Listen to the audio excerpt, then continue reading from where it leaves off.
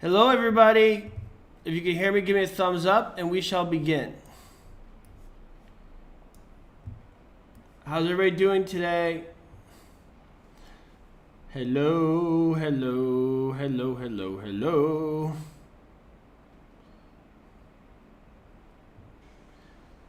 All right, so you all hear me. So we're doing property ownership today.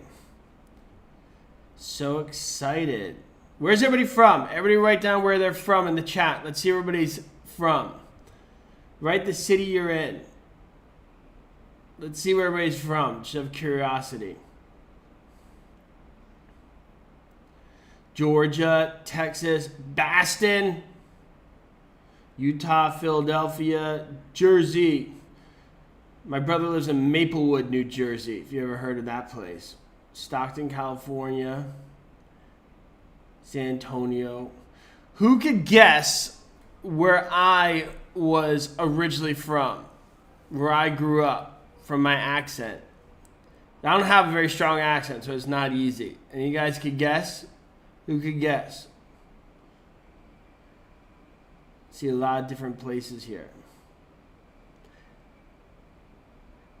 I'll give you guys a hint. When I was growing up, watching sports, my friend loved Darryl Strawberry and Dwight Gooden and Keith Hernandez and Mookie Wilson and Lenny Dykstra, if you guys know that team. And we were big fans of Phil Simms, Joe Morris, Carl Banks, Lawrence Taylor. I grew up in suburban New York. And what I was naming is the great 80s teams of the New York Mets.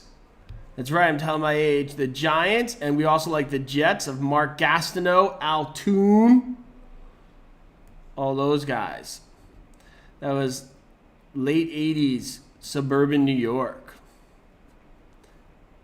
Yeah, if you guys want to give away my age, I'm 45. I've actually been 25 for 20 years. I like to say that instead.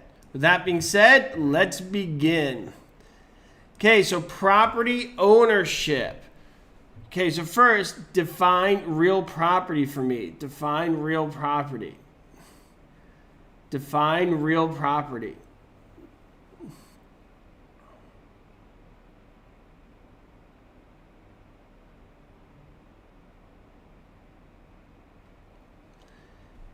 Okay, what do you guys think? Real property is immovable. Immovable. What does that mean that it's immovable? What does that mean? What does that mean that it's immovable? What do you guys think?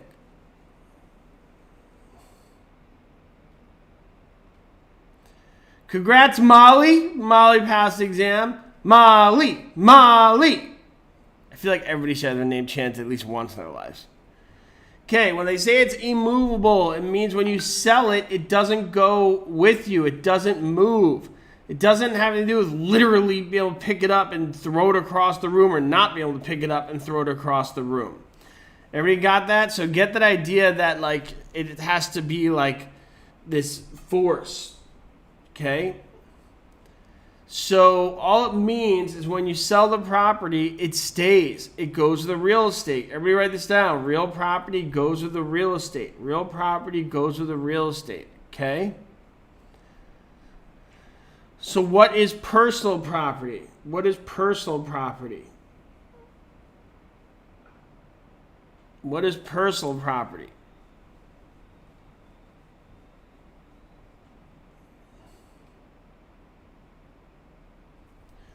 What is personal property? Personal property goes with the person. It moves. You say movable because when you sell the house and you're moving, it moves with you. So I'm trying to get you guys out of this idea of, and a lot of teachers do this, I don't like it, where it's like physically it can't move, it's real property, and if you can pick it up and throw it out the window, it's personal property. Okay? I don't love that because that could kind of trip you up on your exam. Right, guys? Like, are there things that are physically hard to move that would actually be considered personal property. Sure, if you agree on it, if you agree that it's got to go, it's personal property. Everybody get that? Okay, and there's things you can move that are considered real property. Like what? What are some things that you could move, that you could physically pick up and throw around, that's actually considered real property? Give me an example of that.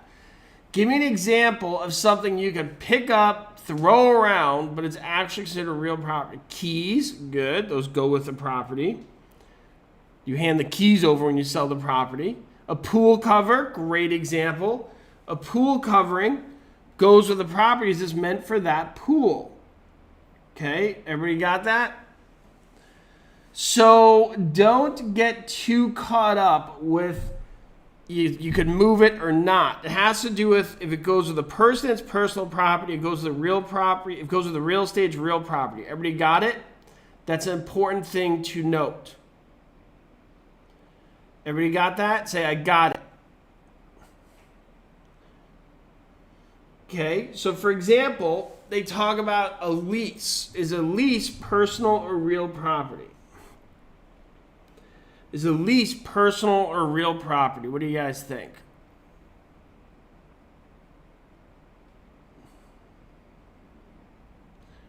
Why is a lease personal property?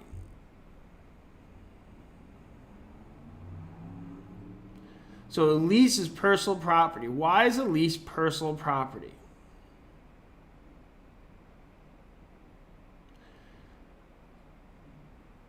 Okay, so I see the guys writing, it's a piece of paper. It's a piece of paper. Is it though? I mean, is this 1985?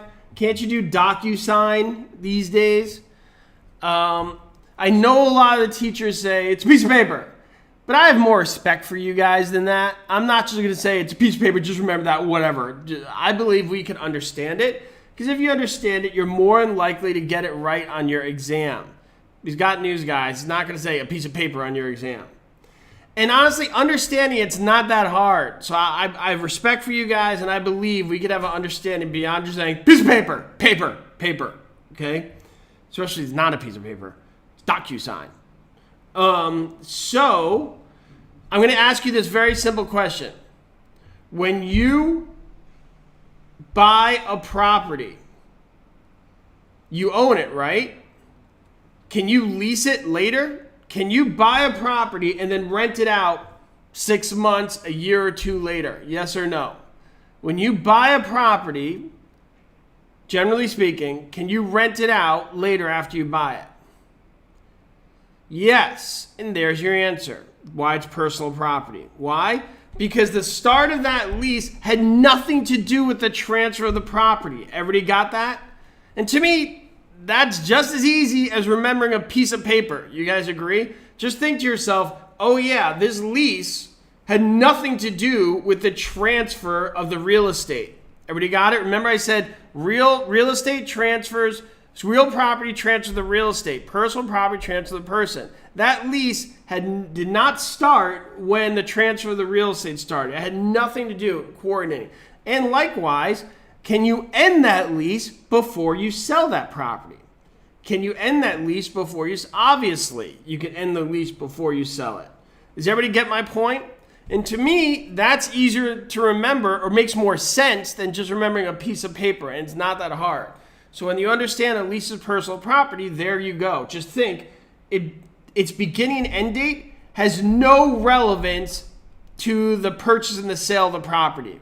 You guys like that? Does that make more sense? I feel like that's not that hard to understand. I respect you guys. I think it's better if we just do it that way than just saying piece of paper. What do you guys think? Agreed? Yeah? Okay, good. Okay, so now we understand a lease is personal property. It's a contract with the person, not the real estate. Okay? Some of you guys were mentioning a fixture. A fixture is a noun. Okay? A fixture is a description of the thing. What is the verb for when personal property becomes real property? Dun-dun-dun-dun. A lot of you are just writing, Maria. Oh no, you said fixture, so I'm going to write Maria. I'm just going to keep writing Maria. All right, what is the verb for when personal property becomes real property? How many guys just remember things like Maria, a tip, a stud, and you don't know what it means? I am so proud of Tashima Green.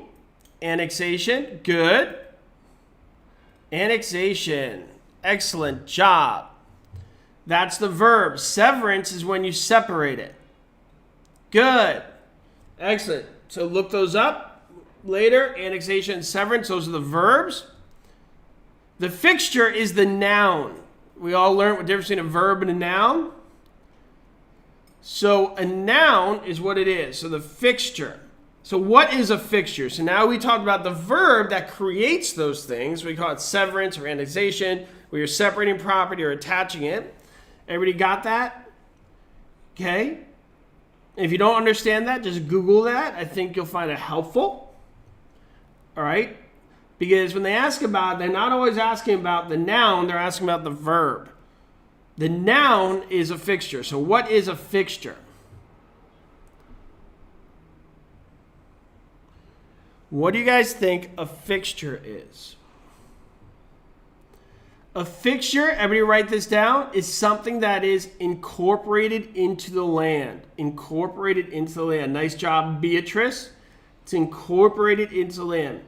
Felipe, if your screen is blurry, just go down to your settings and click that little gear thing on the bottom of the window where it says settings and change your settings to 720 HD. Okay, change your settings to 720 HD. Okay. All right, so a fixture is personal property becomes real property because it's incorporated into the land. What is the test if something is a fixture or not? What is the test to see if something is a fixture or not? What do you guys think? Maria, now we got the Maria thing going. Maria, I haven't seen her. Showing my age again. Okay, what does Maria stand for? Actually, that song is older than me, but I have older siblings, so I'm not that old. Where I was like rocking out when Blondie was doing her thing. That's a result of having older siblings. Okay, so Maria stands for method, adaptability, relationship, intention, and agreement. Method, adaptability, relationship, intention, and agreement. Good. Nice job, everybody. Speed round. Ad valorem. What does ad valorem stand for? According to value. Lease pendants. What does lease pendants stand for? Super quick. Everybody write down. Lawsuit pending. Lawsuit pending. Lease pendants. Okay. Caveat emptor. Caveat emptor. What does that stand for? Buyer beware. Buyer beware. Okay. So we got lease pendants. Ad valorem. Caveat emptor. Any other Latin you know? I don't know. E2X for the life of another. Okay. Boom. Pure outro V is for the life of another. Okay. Sorry. I just had to wake you guys up. I didn't mean to scare you guys. If you have a heart condition, I apologize. I just know this stuff can get boring, and I don't want you sleeping on me. Thank you, Sabrina. Nova is Latin for new. So if you guys want to repeat those, once again, I apologize. All you guys got scared or had a heart condition. I just wanted to kind of put a little shock in the system. See who is paying attention here, but I'll go a little slower here. Nova is Latin for new, as in a novation of contract. Ad valorem is Latin for according to value. Pure otro V is Latin for the life of another. That comes up with life estates. Did I mention another one? I forget. If I forgot one, write it in the chat. And I'll say it out loud if I forgot one. Little Latin for you.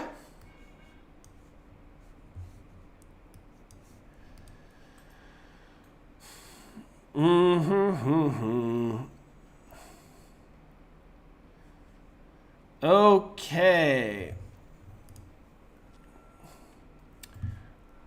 All the following would be classified as real property except A, an appurtenant easement, B, unextracted crude oil, C, a leasehold estate and residential property, or D, uncultivated grove trees? What do you guys think? If you guys get this wrong, I'm going to cry. I'm literally going to cry. And I'll do like that crazy baby cry where they can't breathe. And they have like a 2-year-old baby where they do that suffocating cry. Okay, because we just went over that whole lease thing. Remember? Leasehold estate is not real property. We just said it's personal property.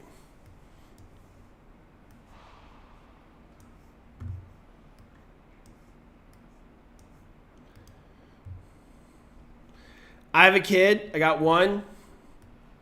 And I love my kid, but I don't know how you people have multiple kids. It's beyond me.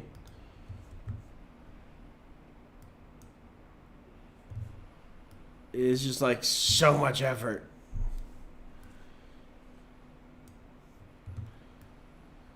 All right. I mean, these people have like 4, 5, 6 kids. I don't know if you guys have done that. I don't know why. I mean, it's not contributing to the earth unless you gave birth to Gandhi or something. If you didn't give birth to Gandhi, why? Why? Okay, here we go. Which of the following is specific involuntary lien? An estate tax lien, a real property tax lien, a judgment lien, or an income tax lien? I get having 1, 2, maybe even 3, but when you're having like 4, 5, 6, 7, I am the 4th kid in my family. So my parents had 4 kids, but poof, I don't know why. Okay, here we go. A real property tax lien. A real property tax lien. Okay, so you got liens. What is a lien? Let's talk about this. What's a lien? What do you guys think a lien is?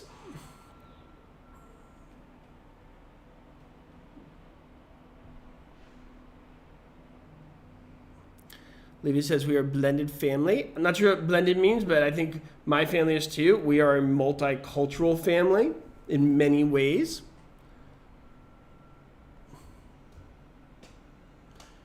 Okay, real property. So lien means money is owed. Money is owed. Good. Money is owed.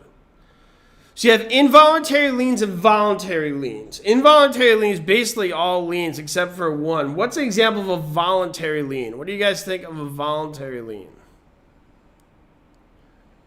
What do you guys think of a voluntary lien?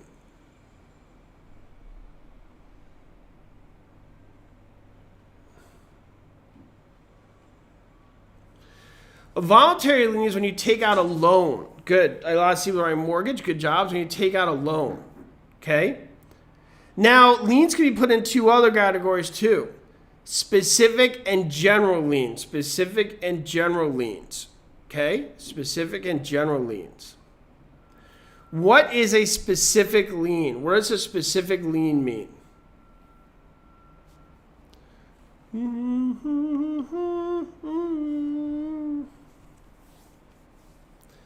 What does a specific lien mean?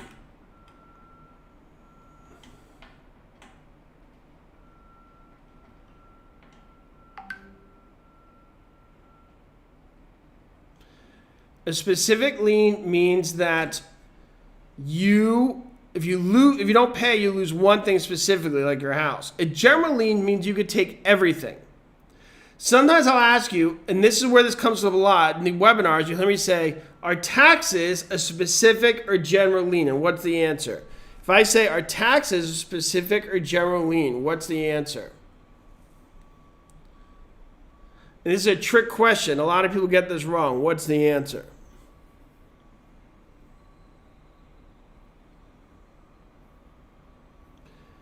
It depends. Nice job, Tariq Paulding. So proud of you. Great job. It depends. He was the first one to write that. It depends on the type of lien. Real estate is a specific lien. Income tax is a general lien. Everybody got that? Estate taxes are general liens. A judgment lien is when the court just comes after you and It says you got to pay everything. Okay, everybody got it? So it depends. And that's what this question is getting at and why a lot of you guys got this wrong here. All right? The specific lien in this question is real estate. All right, real estate specific lien.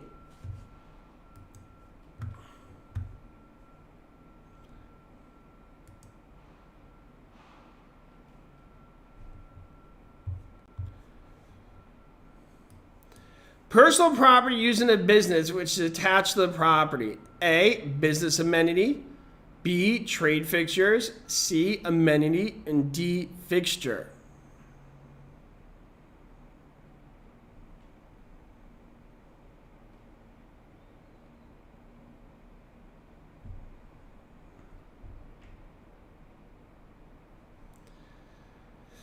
B, trade fixture. And if you guys don't know this, this is highlighted. When you see highlighted words, it means it's clickable, so you can see the definition.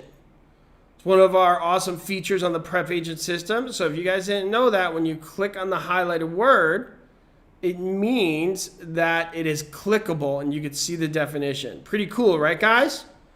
What do you guys think? Pretty cool? How many of you guys didn't know that? You're just wondering, why is it highlighted? That's crazy. Well, that's why it's highlighted.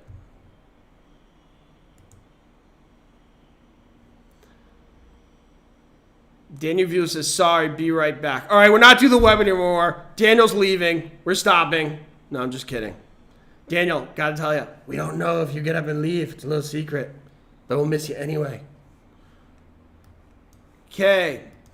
The bundle of rights refers to a set of rights, A, guaranteed to citizens by the Statute of Rights. B, enjoyed by the owner of a property. C, specific in a deed or land contract. Or D, this is synonymous with the Bill of Rights.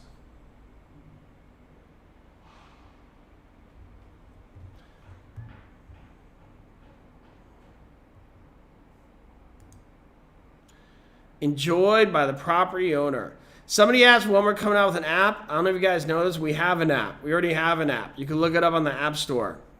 You can do all these questions in the form of an app on your phone. You just download the app and then you log in with the same username and password. You log into the website and you access the same stuff. So we actually have an app. You just got to log in with the same username and password that you use for the website.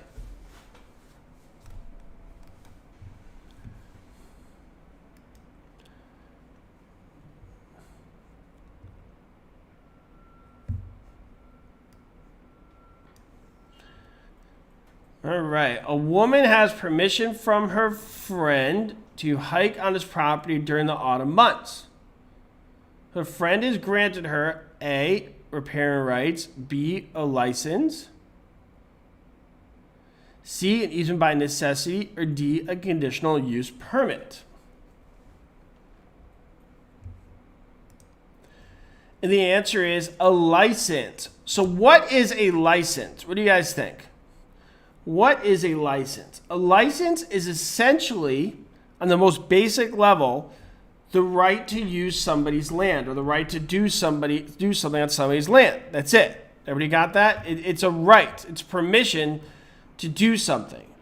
So, for example, when you get a ticket to the movie theater, that's actually a form of a license. Has everybody got that? So when you get a ticket to a movie theater, it's a license. When you get and also when you go park and you get that parking ticket to park at the parking lot for the movie theater, that's a license as well. And you guys are going to get a real estate license, which gives you a right to do something on land that's not yours. So real estate. Everybody got that? So when she got permission to hike on the property, that's a license.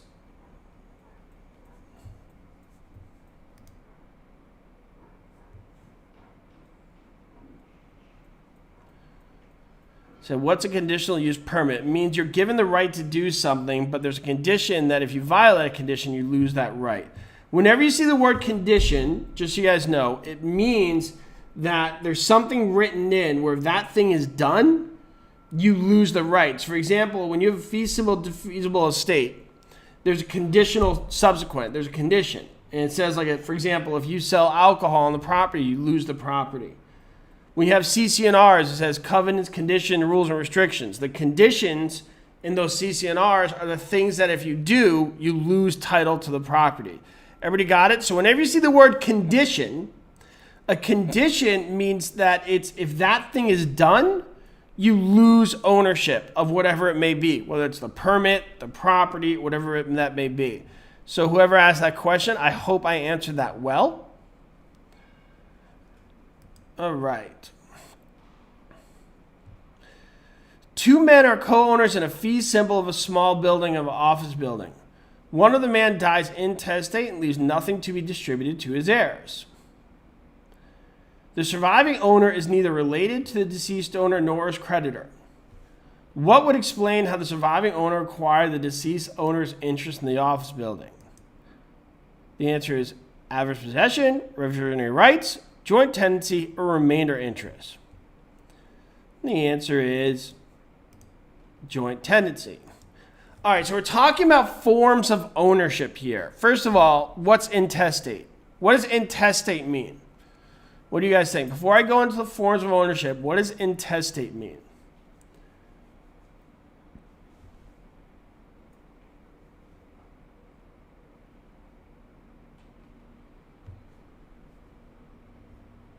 Means no will. See, and you click on it, it says without leaving a will, like I said before. All right, there's two ways you could own property. You guys know what they are? There's basically two ways you could own property.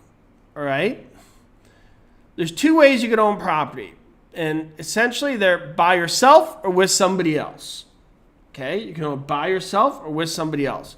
But that's not what it's technically called. What's the technical term for that? When you own it by yourself. Nice job, Pedro Lopez. He's been studying. Sit next to that guy when you take your exam. Give him a little nudge, nudge, wink, wink. Give me the answers. And you guys ever seen Spies Like Us? Where's the 80s children? Where Chevy Chase once gets the answers from Dan Aykroyd. Okay, so severalty is when you own it by yourself. Concurrent is when you own it with others. Severalty is by yourself. Concurrent is with others. Okay? So severalty is by yourself. Concurrent is with others. There's two types of concurrent estates we talk about in these webinars. Now, there's others, but there's two we talk about a lot. And they are joint tenancy and tenancy in common. What's the difference between joint tenancy and tenancy in common? Anybody know? Well, first tell me, what is joint tenancy? What is joint tenancy? What is joint tenancy? I should have been the Jeopardy host. Joint tenancy has four unities: time, title, interest, and possession. Time, title, interest, and possession. Okay, to tip. All right. Tenancy in common has only one of those unities. Which one is it? So joint tenancy has time, title, interest, and possession. Tenancy in common has one of those unities. Which one is it?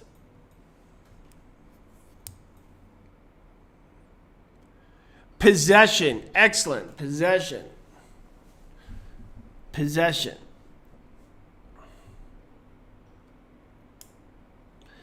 Tenancy in common just has possession. Excellent. Now there's another difference between joint tenancy and tenancy in common you guys study for your exam. What is it? There's another difference as well between joint tenancy and tenancy in common. There's this thing called the right of survivorship. The right of survivorship. Nice job, Lacey St. Romain. That is a fancy name right there. Lacey St. Romain. Not sure if you're a rock and roll star, an artist, or you're going to give me a clothesline in a WWE ring.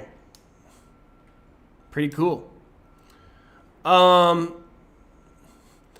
Okay, so you have the right of survivorship. So in joint tenancy,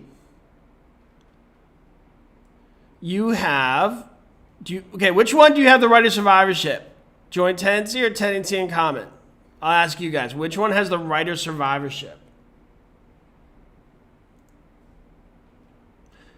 Joint tenancy. Good. So therefore, if I die, you get the property. Right? If you own the property with me, you get the property. I can't will it to my heirs. Whereas a tenancy in common, you could will it to your heirs. There's no right of survivorship. Everybody got it? So if I own property with you and we're joint tenants and I die, you get the property.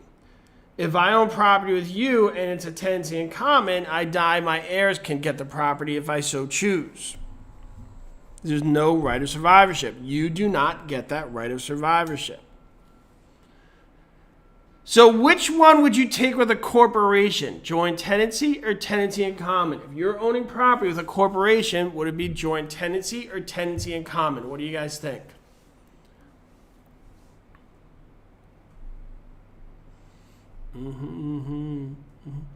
That would be a tenancy in common because of that right of survivorship bit.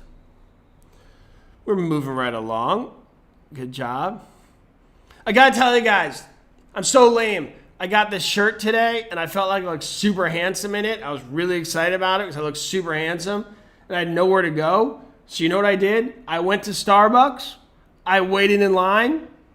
And then I just left the line. I didn't order anything. I only went because I wanted to go where there were people so they could see me in my handsome shirt. I know, I got to get more social, but what can you do?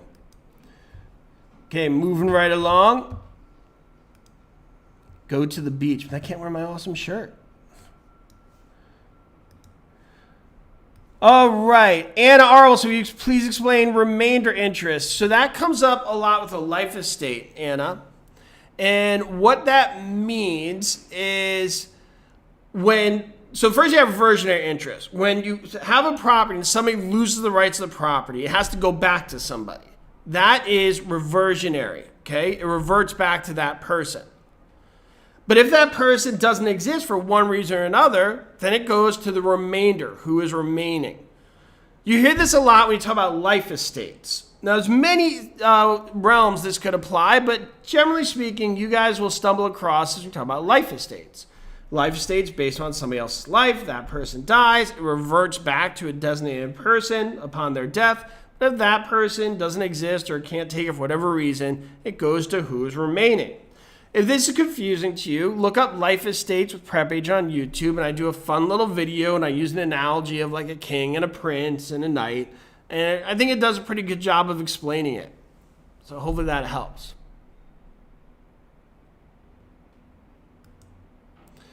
And it says, you should have done in-person live webinars so you could see the shirt. I actually am wearing the shirt now, and I could do the video, but then that gets weird and awkward, and I don't know. It becomes like some of those weird videos where people pay to look at people. I'm too old to know what the name of them are, but I don't want to do it. Not that good looking. Okay, here we go.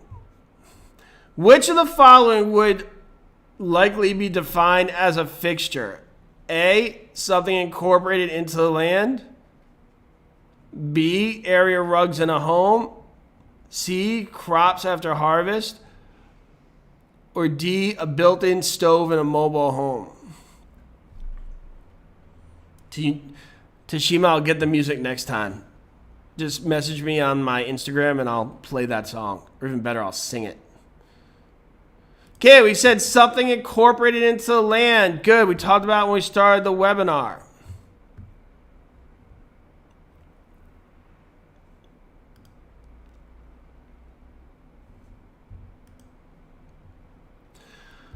Ugh, reading, gross. Hate reading. Here we go. A tenant's lease has expired, but the tenant did not vacate the premise or negotiate a renewal lease. The landlord has declared that he does not want the tenant to remain in the building. The type of occupancy is referred to as an estate: A, for years, B, at will, C, from year to year, or D, at sufferance.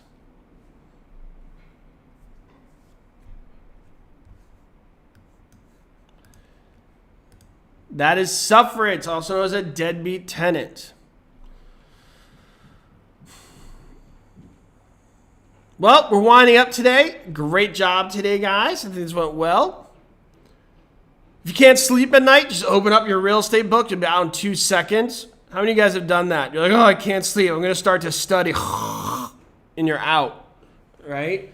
I get it. This stuff is boring. That's why it's so important you memorize your 5 words every morning when you're awake and you're fresh and you're ready to go. Don't depend on one thing. These webinars are great, but you can't only depend on them. These webinars are meant to do like a general overview, all right, of concepts. They don't really get into specifics. But you got to know your vocabulary as well. So you memorize your vocabulary, you attend these webinars, or you watch the redo of the webinars, which you guys have access to, and you do the questions. You got to do everything, a little bit of everything. You can't just do one thing.